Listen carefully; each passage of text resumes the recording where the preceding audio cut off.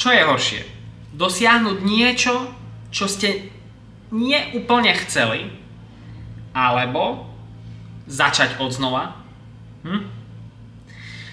Teraz si predstavte, že leziete po hore. Je to hora, 10-hodinová túra do kopca a vy ste sa vybrali na cestičku. Po 5 hodinách lezenia hore už ste unavení a odkryje sa vám les a vy si všimnete, že ten vrchol, ktorý vidíte, nie je ten, ktorý ste chceli.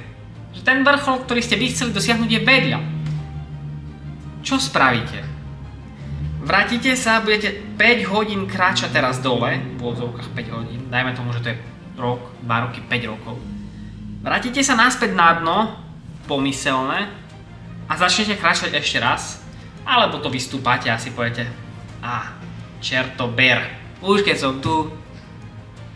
Ja som vošiel do armády s tým, že som si myslel, že vlastne chcem istoty. 3 roky som tam bol a všimol som si, že ten cieľ, ten vrchol, všimol som si, že ten vrchol toho celého, čo som chcel, že to nie je to ono.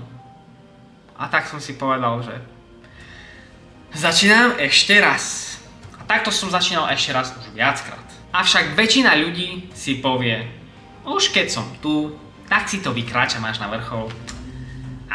Nemusí to byť 100%, stačí 60%. Hlavne, že som na nejakom vrchole a že to bude vyzerať dobre. Určite tam bude dobrý výhľad, neriešim.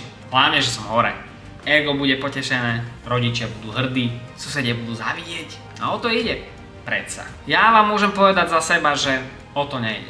Keď sa z dlhodobého hľadiska obzriete na svoj život a zistíte, že to, čo ste dosiahli, nie je to ono, čo vám potom ostane? Keď už ste na konci života, už sa nevrátite späť. Budete čerpať z toho, že vás tľapka sused po ramene, sused, ktorý vás aj tak nezaujíma. Že vám tlieskajú ľudia, ktorí vás aj tak nezaujímajú. A preto ja vravím, radšej obetujem všetku energiu, ktorú som vynaložil na to, aby som vyšľapal do polky tejto cesty.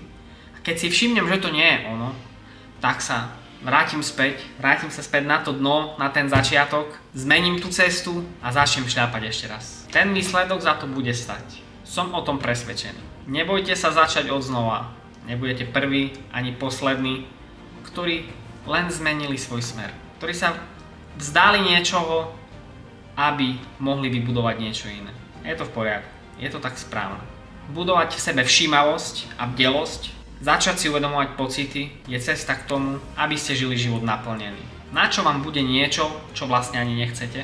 Na nič. Takže ak ste doteraz budovali niečo, pracovali niekde, žili s niekým, čo vás nenaplňa a vy o tom viete. Vždy o tom ten človek vie. Každý človek, ktorý žije niečo, čo nechce, o tom vnútri vie. Každý jeden. Iba nie je naučený si všímať a uvedomovať tento pocit.